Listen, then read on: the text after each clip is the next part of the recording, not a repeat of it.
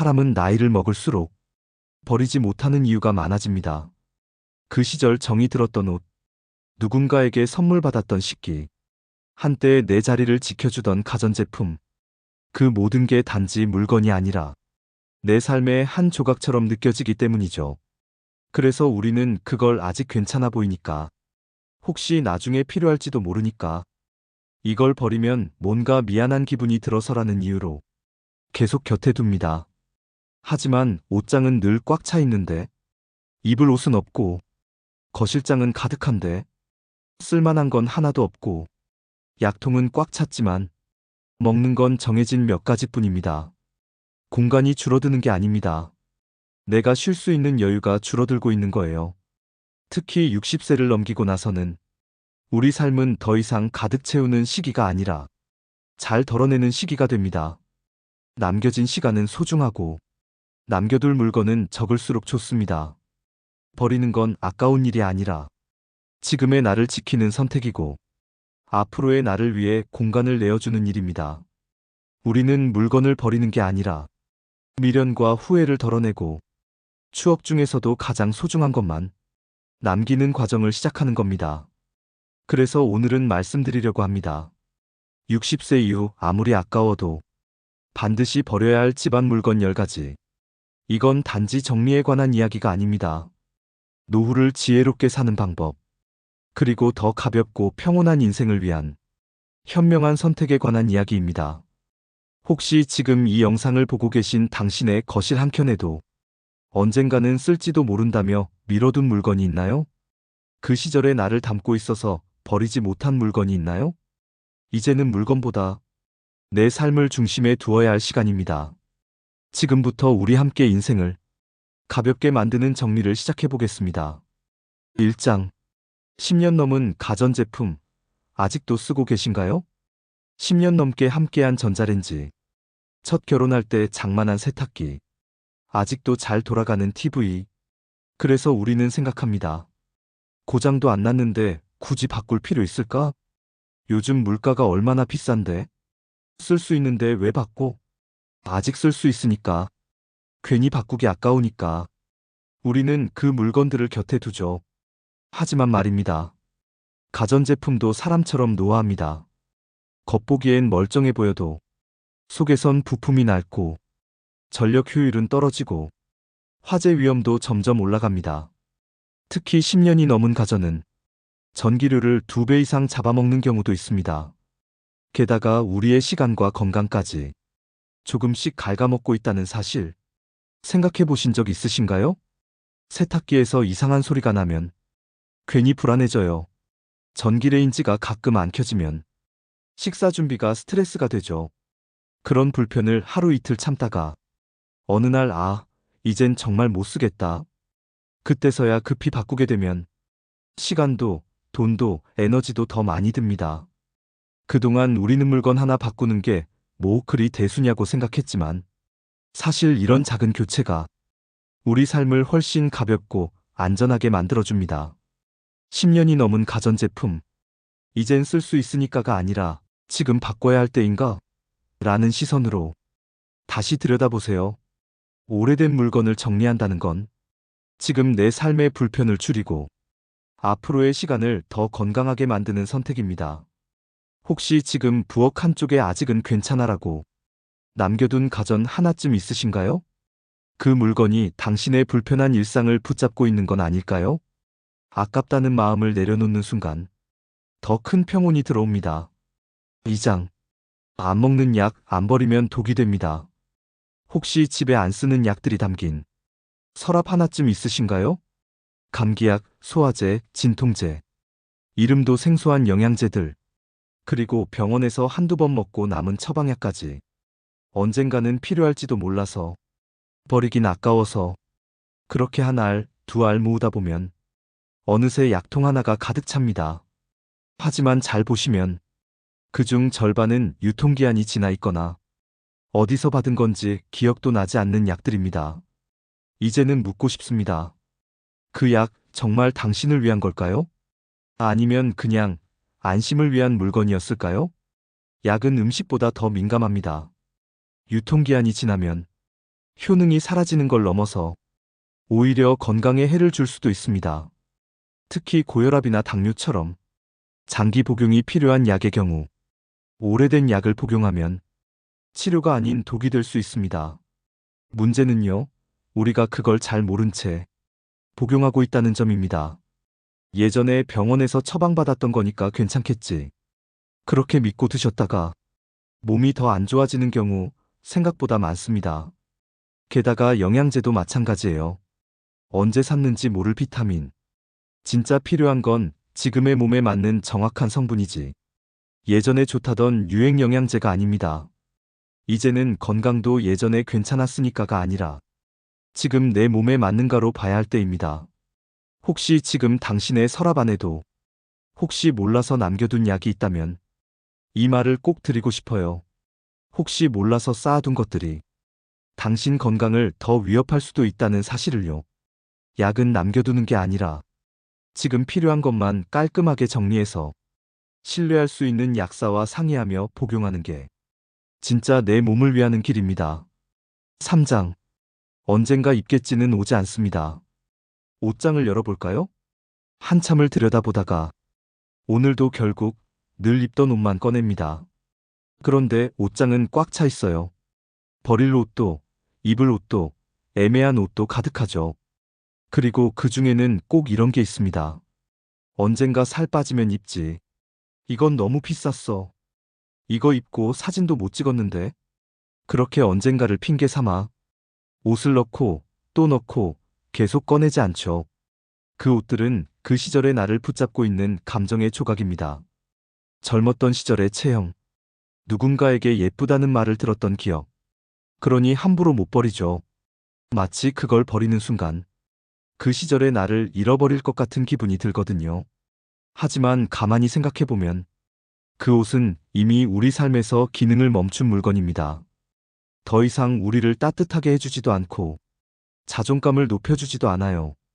입지도 않으면서 매번 옷장을 열 때마다 나를 한숨 짓게 만드는 옷.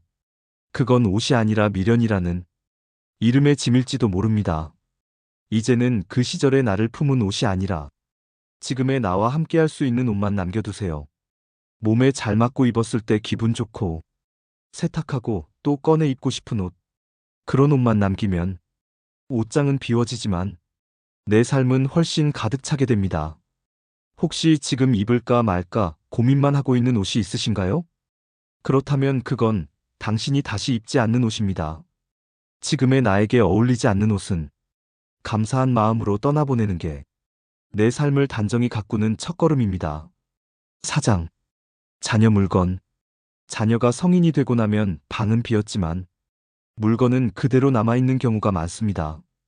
책상엔 고등학교 졸업 앨범, 서랍에는 중학교 때 쓰던 필통, 옷장엔 입지 않는 교복과 체육복, 심지어 장난감 상자까지 그대로 남아있죠. 이유는 단순합니다. 애가 언젠가 필요하다고 할지도 몰라서 그냥 그대로 두는 게 마음이 놓여서 이건 내가 사준 거니까. 부모에게 자녀의 물건은 그 아이가 이 집에 있었던 시간의 흔적입니다. 그래서 자녀는 독립했는데도 부모의 집은 여전히 과거의 공간으로 남게 되죠. 하지만 이젠 한 번쯤 생각해 봐야 합니다. 그 물건들을 계속 지켜주고 있는 이유가 자녀를 위한 걸까요? 아니면 부모 스스로의 놓지 못하는 마음일까요? 그 교복, 그 책들, 그 장난감. 자녀는 기억하지도 못하는데 부모만 기억하고 지키고 있는 건 아닐까요? 부모의 집은 창고가 아닙니다. 이제는 자녀의 짐을 지켜주는 곳이 아니라 부모 자신의 삶이 다시 시작되는 공간이 되어야 합니다. 공간이 바뀌면 생각도 달라지고 에너지도 바뀝니다. 자녀 물건으로 가득 찬 방을 정리하고 나면 그 자리에 책상이 들어오고 작은 소파가 들어오고 커피 향이 배인 나만의 시간이 들어오게 됩니다. 정리한다고 자녀를 버리는 게 아닙니다. 오히려 자녀를 성인으로서 존중해주는 첫걸음이 될 수 있습니다. 가능하다면 자녀와 함께 물건을 정리해보세요. 필요한 건 가져가고 기억하고 싶은 건 사진으로 남기고 남은 공간은 부모의 삶을 위해 비워두세요. 이건 사랑을 정리하는 게 아니라 사랑을 잘 놓아주는 방법입니다. 오장 접대용 그릇. 이제 그 접대는 오지 않습니다. 예전에 우리는 손님이 오면 상다리가 부러지도록 차려내는 걸 예의라고 배웠습니다. 그래서일까요? 결혼할 때 장만한 접시 세트, 돌잔치에 썼던 고급 냄비, 명절 때만 꺼냈던 유리잔. 지금도 한켠에 곱게 모셔두고 계신 분들 많으시죠? 깨지지 않게 하나하나 포장해두고 절대 평소엔 꺼내 쓰지 않던 그릇들. 근데요, 그 접대 요즘은 거의 오지 않습니다. 자녀들은 집으로 잘 오지 않고 명절도 밖에서 해결하거나 아예 각자 보내는 경우가 많아졌죠. 이젠 부부 둘이 조용히 식사하는 집, 식탁의 풍경은 바뀌었는데 그릇장은 여전히 과거를 붙잡고 있는 셈입니다. 그리고 솔직히 말해서 그 그릇들 언젠가 쓰게 되겠지 하면서 10년 넘게 한 번도 안 꺼내보신 분도 계실 겁니다. 문제는 공간입니다. 자주 쓰는 그릇은 겨우 한두 칸, 나머지는 기억이라는 이름의 물건들이 자리만 차지하고 있어요. 부엌 큰 나를 위한 한 끼가 평화롭게 준비되는 곳이어야 합니다. 지금 자주 쓰는 그릇은 몇 개나 되나요? 그것만 남겨도 식사 준비가 훨씬 수월하고 설거지도 간편해지고 수납장 정리도 깔끔해집니다. 아깝다고요? 그 마음 이해합니다. 이젠 바꿔야 합니다. 그 시절을 품은 그릇 대신 지금 내 삶을 담을 공간을 남기세요. 정리란 건 결국 무언가를 버리는 게 아니라 앞으로 더 자주 꺼내 쓸 삶을 선택하는 일이니까요. 6장. 오래된 서류와 공문서. 책상 서랍을 열면 봉투가 하나, 또 하나 그 옆엔 클립으로 집은 종이 뭉치. 누군가의 명예, 주소, 주민번호가 적힌 서류들. 처음엔 나름대로 정리한다고 했어요. 병원 진료 기록, 보험 계약서, 세금 고지서, 통장 내역, 가족관계 증명서까지. 어디엔가 필요할까봐 한 번쯤은 다시 볼까 싶어. 우리는 그걸 계속 쌓아둡니다. 하지만 그 서류들, 최근 3년 안에 꺼내보신 적 있으신가요? 대부분은 혹시 몰라서라는 이유만으로 책상 한켠, 장롱 및 서랍 깊숙이 잠들어 있습니다. 문제는 여기서 끝이 아닙니다. 그 서류들 중에는 개인정보가 고스란히 노출된 것들이 많다는 사실 생각해 보셨나요? 주소, 계좌, 주민번호, 병력정보. 우리가 안심하려고 쌓아둔 종이들이 어느 순간부터는 내 정보가 유출될 위험이 되는 겁니다. 특히 요즘처럼 보이스피싱이나 금융사기가 많은 시대엔 서류 하나가 내 노후 전체를 흔들 수도 있습니다. 중요한 서류는 오래 보관해야 한다는 말은 절반만 맞는 말입니다. 필요한 정보만 정확하게 관리해야 한다는 게 진짜 중요한 이야기죠. 요즘은 대부분의 공문서가 정부24 같은 앱이나 인터넷으로 재발급이 가능합니다. 굳이 종이로 수십 년 보관할 이유가 없어요. 정말 중요한 서류라 스캔해서 디지털로 저장하고 원본은 보관 기간에 맞춰 정리해주는 습관이 필요합니다. 당신의 공간에는 묵은 서류가 아니라 지금 필요한 것만 남아있어야 합니다. 그래야 가벼워지고 안전해지고 평온해집니다. 7장. 오래된 가구, 무게보다 필요한 기능을 보세요. 집 안을 둘러보면 그 자리에 너무도 자연스럽게 놓여있는 가구들이 있습니다. 10년, 20년, 어쩌면 결혼할 때부터 함께 해온 가구. 식탁, 장롱, 거실장, 장식장, 소파. 그중 몇몇은 엄마가 물려준 거, 비싸게 주고 샀던 거라는 이유로 한 번도 자리를 바꾼 적 없이 우리 곁에 있죠. 그런데 말입니다. 그 가구. 지금 당신의 삶에 정말 필요한 물건인가요? 아니면 그냥 익숙한 배경인가요? 겉은 멀쩡해도 서랍이 뻑뻑하게 열리고 이사 때마다 허리를 부여잡게 만들고 청소할 때마다 걸리적거리면서도 그래도 아직 쓸만한데라는 말로 남겨두게 됩니다. 하지만 이젠 이렇게도 생각해 보셔야 합니다. 이 가구는 내 일상에 얼마나 기여하고 있나? 무겁고 낡은 가구는 우리의 허리와 어깨를 지치게 하고 청소를 어렵게 하고 공간을 복잡하게 만듭니다. 특히 60세 이후의 삶은 무거운 것을 버리고 편하고 안전한 것만 남기는 시간이어야 합니다. 기능적인 가구로 바꾸면 청소가 쉬워지고 공간이 넓어지고 걷는 동선이 편해지고 무릎과 허리가 덜 아픕니다.